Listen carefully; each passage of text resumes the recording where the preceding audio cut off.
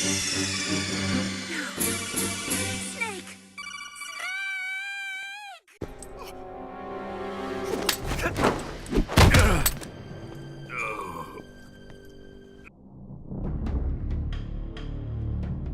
The supinating wrist lock, also referred to as Kodagaeshi, is a rotational wrist lock and is taught in Japanese Jiu-Jitsu, Aikido, and many military and law enforcement hand-to-hand combat methods.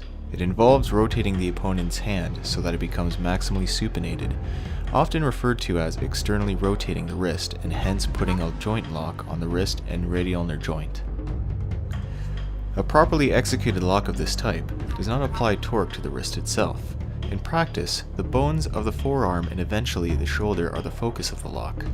If performed correctly, this technique will break the opponent's wrist, elbow, and dislocate the shoulder. In practice, Oki or victim will rotate around the lock on his wrist in order to prevent his wrist from breaking. The goal of almost all throws executed via joint and bone manipulation, at least from the perspective of some classical martial arts, is to break or dislocate a limb.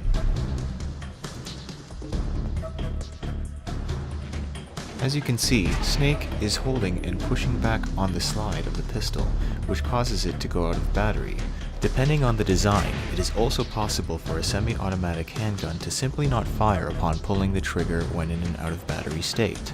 This is a fail-safe mechanism built into some pistols such as high-power Brownings, 1911s, Glocks, and Berettas, in order to prevent operator injury.